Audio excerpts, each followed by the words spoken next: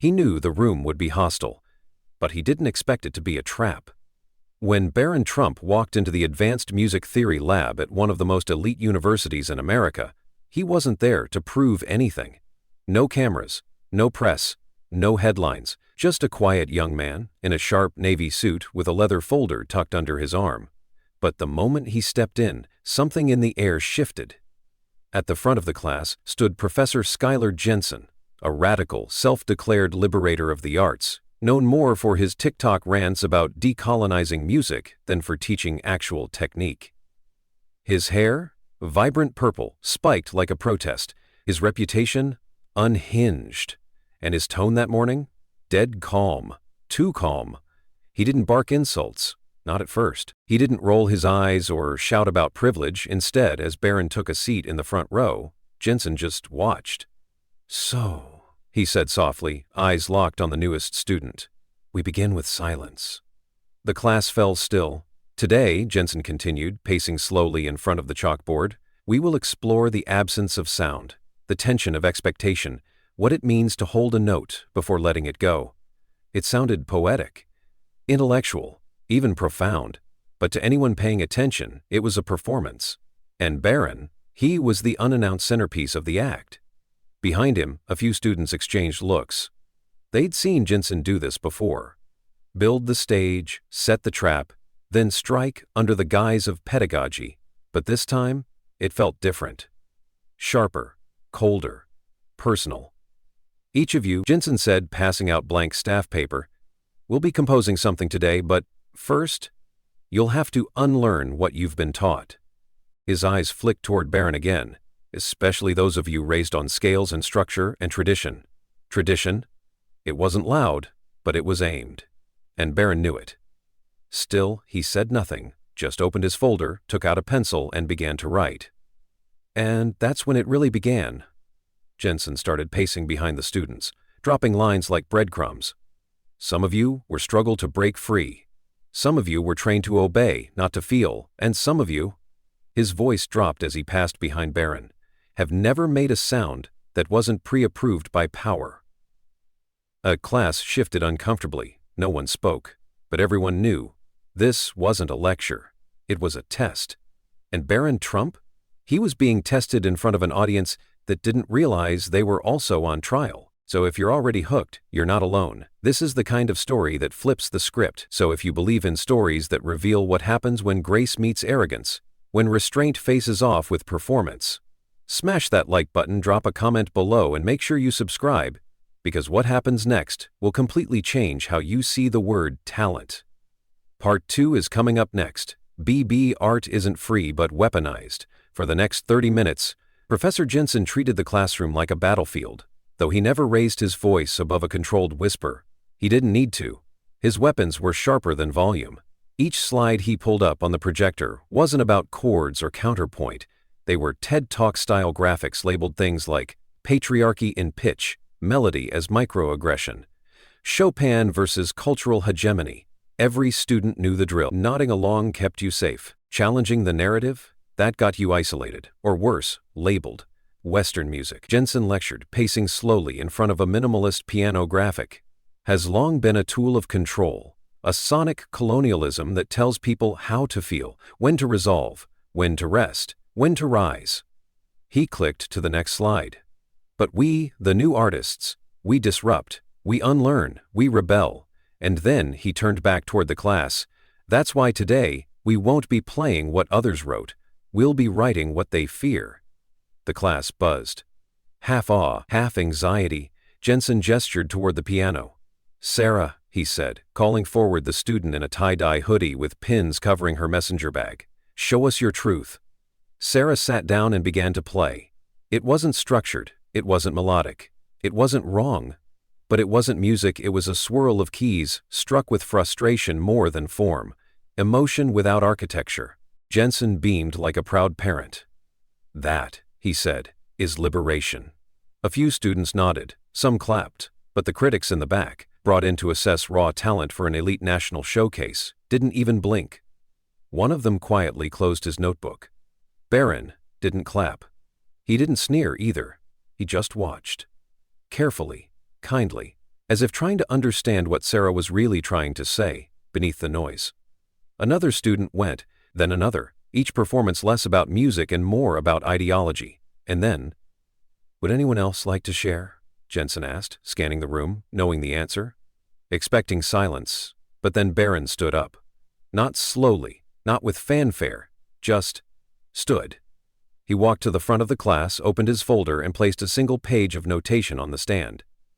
Jensen froze. "No," he said flatly, "we're not doing classical reproduction today." "It's not reproduction," Barron replied. "It's reinterpretation. I wrote this." "You wrote?" Jensen scoffed. "What? A sonata inspired by golf courses and tax shelters?" The room chuckled. A few phones came out, recording just in case this went viral. Barron took a slow breath. "I call it study in dissonance," he said, sitting at the bench. "It's based on Rachmaninoff's harmonic structures, but written to reflect the sound of silence under pressure." Jensen crossed his arms. "Silence under pressure. Sounds like the motto of your family." But then Barron played, and everything else stopped. The first notes were dark but clear. Haunting, unresolved. The melody wandered, but not aimlessly. It was searching, struggling. It sounded like a person walking through a storm, trying not to break. Even Jensen paused. Barron's left hand built tension, while the right offered glimmers of clarity, hope. He layered emotion and control, fire and grace. No arrogance, no flash, just truth. By the time he reached the third page, one of the critics was wiping a tear from beneath his glasses. No one breathed. Even Sarah, who had laughed at him moments earlier, was now holding her phone without filming, too caught in the moment to think about followers. Barron hit the final chord. It didn't resolve. It just hung there, a question mark in sound. The room stayed silent. Until Jensen muttered, "I'm sure your father helped you write it." Barron turned to face him, calm. "He helped me learn. That was enough." Jensen scoffed again, louder this time, reclaiming the tension. "Oh, please. That wasn't art. That was compliance dressed as composition. A conservative fantasy in 4/4 time, predictable, oppressive, soulless." "And yet," one of the critics said quietly, "you still can't stop listening." That was when Jensen snapped. "You think this," he gestured wildly at Barron, at the piano, at the sheet music, "deserves a place in this classroom?" The lead critic stood. "If this classroom can't hold talent like this, maybe the classroom isn't big enough." Don't go anywhere. In part 3, things erupt as Jensen refuses to let go of his narrative and makes a move that crosses the line. But what Barron does next? It's not just graceful, it's unforgettable. Like, comment, and subscribe so you don't miss it. The silence after Barron's performance should have been enough. It should have ended there, with the truth of the music echoing louder than any insult Jensen could throw. But some people don't back down when they lose. They doubled down. And Professor Jensen? He wasn't going to let a student, let alone a Trump, walk out of his class with the last word. "Fine," he snapped, his voice cracking slightly. "You can play notes, congrats, so can a machine." He turned to the class, arms wide like a preacher delivering bad news. "But music without rebellion is just obedience. It's noise that thinks it's saying something," he smirked. But the room didn't laugh this time. Even the usual nodders and finger snappers looked confused, quiet. "Let me show you what real art looks like," Jensen declared, marching toward the piano. Authentic, deconstructed, radical expression. He shoved Barron aside. Not hard, but hard enough to make the gesture clear. He sat at the piano, cracked his knuckles with theatrical flair, and started to play, or tried to. What came out wasn't a protest. It wasn't even music. It was chaos. Notes clashed, timing stuttered, chords collapsed halfway through. He mashed the keys like a man fighting an enemy only he could see. But the enemy wasn't the piano. It was the silence that followed. "This piece," he gasped, "isn't about harmony. It's about liberation from form." He pounded another cluster of atonal noise. "This dissonance? That's the sound of unlearning. That's the scream of anti-capitalist struggle." The class stared. Phones recorded. One student whispered, "What's happening?" A second-year violinist quietly slid her headphones back on. He was still standing, silent, hands folded in front of him. Not smug, not smiling, just watching. Jensen's finale came in the form of a hard slam across the lower register, a final blow to the instrument that had refused to follow his chaos. "There," he shouted, standing. "That's music." No one clapped, no one moved. Until the lead critic broke the silence. "Professor, I'd like to hear the rest of Mr. Trump's piece." A ripple went through the room. Jensen turned, face twitching. "You can't be serious." "Dead serious," the critic said. "Talent speaks louder than ideology." The second critic nodded. "We came here for excellence, not noise pollution in a political costume." "But," Jensen sputtered, "he's a symbol. He represents everything we're fighting against." Barron spoke then, quiet but clear. "I'm not here to be a symbol." He walked back to the piano, sat down again and placed his fingers on the keys. "I'm here to finish what I started." And he did. He played the second movement with even more control than the first. But this time, something had shifted. The room wasn't just listening. They were feeling it, because now it wasn't just about notes. It was about what grace under pressure really sounds like. Every crescendo felt like resistance, every decrescendo like forgiveness. When he finished, he didn't look at Jensen. He just stood up, took a soft breath, and began gathering his sheet music. And that's when Jensen exploded. "You think this is over?" he screamed. "You think just because you can play some old Russian imperialist with clean fingering and a shiny watch that you've won?" He stormed toward Barron. "You've humiliated me. You've undermined my curriculum." The dean, who had quietly entered during Barron's final notes, spoke up. "Professor Jensen." Jensen froze. "Dean Harrison," he said, trying to compose himself. "Good, you're here. You saw it. You heard it. The propaganda, the microaggressions." Dean Harrison stepped forward. "Yes, I saw. And what I saw was one student playing music, while his professor lost all sense of professionalism." Jensen's jaw fell open. The dean turned to Barron. "Mr. Trump," he said, "would you be willing to perform at this year's faculty gala? I think our alumni would benefit from hearing what true discipline and grace sound like." "It would be an honor, sir," Barron replied calmly. Jensen tried to speak again, but no sound came out. And this time, no one came to his defense. In the next part, the final blow comes. Not from a piano, but from an unexpected offer Barron makes, one that shocks even the dean. And it proves the true artist isn't the one who plays perfectly. It's the one who knows how to lift others, even the ones who tried to tear them down. Don't forget to like, drop your thoughts in the comments, and subscribe for part 4, when grace hits harder than revenge. You could hear the walls breathing. That's how quiet it became after Dean Harrison extended the gala invitation to Barron Trump. Right there, in front of a classroom that once mocked him. But what Barron said next, no one saw coming. "Sir," he said, still holding his sheet music, "I'd be honored. But I'd like to make a request." The dean blinked. "Of course. If I'm to perform at the gala, I want Professor Jensen to be there, on stage, next to me." The room didn't gasp, it froze. Jensen, still standing stiff near the whiteboard, stared like he'd misheard. "Excuse me?" the professor said, voice brittle. "You said earlier," Barron continued, "that music is about rebellion. I agree, in part, but I think music is also about reflection and reconciliation." He turned to the students. "To the critics," then back to Jensen. "You've spent this semester challenging students to confront their assumptions. Maybe it's time you did the same." A few students lowered their phones. Now it wasn't just content, it was conviction. At the gala, Barron said, "I'd like us to play a duet." The dean looked stunned. "A duet?" "Yes," Barron nodded. "Something by Arvo Part. Or Glass, minimalist, spacious, room for tension and agreement." Jensen shook his head slowly, as if trying to reboot his entire reality. "You want me to perform with you?"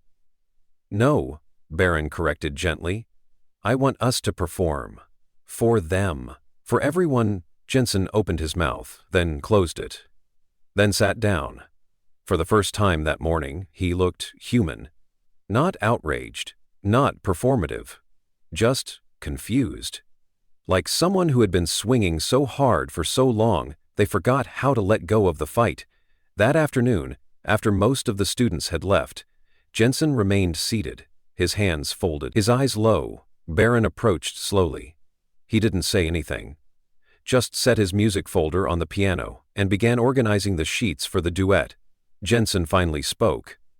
"Why would you offer me that stage?" Barron looked up, calm as ever. "Because you need it, and you think you're the one who gets to give it?" "No," Barron said. "The music gives it." Silence again. But this time, it wasn't cold. Jensen leaned forward, elbows on knees, and let out a long breath.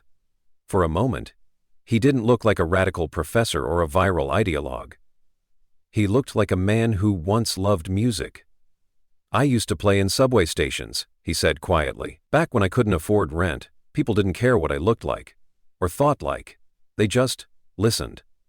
"What happened?" Barron asked. "I stopped believing music was enough," he whispered. "I started thinking it had to mean something beyond itself, that it had to fight." "It can do both," Barron said, "but the moment it becomes only a weapon, you forget it can also heal." Jensen looked at the piano, then at Barron. "You really think people want to see us share a stage?" "No," Barron replied, offering a half smile. "But maybe they need to." And that's how, just 3 nights later, a packed auditorium at the university's Founders Gala fell into complete silence as 2 unlikely musicians took the stage. Barron, in a black suit, Jensen, still with a faint tint of purple in his hair, but wearing a subdued blazer for the first time anyone could remember. They sat. 2 men, 2 minds, 2 histories, 1 piano. And together, they played. In the next part, the final performance, and a moment so unexpected even Barron himself wasn't ready for it. This isn't just about music anymore. This is about what happens when grace breaks walls and forces even the loudest voices to finally listen. Like, drop a comment below and hit that subscribe button. Part 5. We'll take everything you thought you knew and turn it upside down. The final chord hovered in the air like a secret that had finally been told. Barron and Professor Jensen sat side by side, motionless at the piano bench, hands resting gently on their laps as the last note faded into the stillness of the grand hall. Then came the applause. Not the polite, obligatory kind that follows any student performance. This was different. It started slowly, a few hands, a quiet murmur, then a rise, a swell, a standing ovation, not for virtuosity, but for something deeper, for the sight of a wall being taken down in real time. Among the crowd were students, faculty, critics, and a few who had written off both men for entirely different reasons.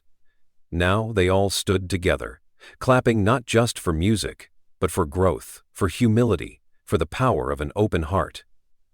Professor Jensen turned his head slowly toward Barron. He didn't say anything. He didn't have to. There was something in his eyes Barron hadn't seen before. Not sarcasm, not resistance, gratitude. And something even rarer, in a man so used to leading rooms with defiance, readiness, to finally listen. Later that night, as the crowd filtered out and the lights dimmed, Dean Harrison approached the 2 of them backstage. "I've been with this university for 22 years, he said, "and I've never seen anything like what happened out there." Jensen looked down, sheepish. "I spent a long time thinking I had to fight every room I walked into," he murmured. "Sometimes," Barron said quietly, "the loudest room is the one inside your own head." Jensen cracked a faint smile. "You know what's funny?" he said, looking toward the piano. "I thought I was the teacher." Barron offered his hand. "Maybe now. We both are." Epilogue. The video of the duet went viral, not because it was technically flawless, but because it felt human. 2 people worlds apart meeting in the middle of a keyboard and finding common ground in the silence between notes. Professor Jensen returned to teaching, this time with a broader repertoire and an open-door policy, literally. And Barron, he didn't become a professional pianist. He didn't need to. He became something rarer, a voice that didn't have to shout to be heard. If this story moved you, share it, because in a world full of noise, maybe the bravest thing we can do is listen. especially to the people we once believed we had nothing in common with. Drop your thoughts below. Hit like, subscribe, and remember, sometimes the most powerful change starts with one unexpected note played by the person you thought would never teach you anything.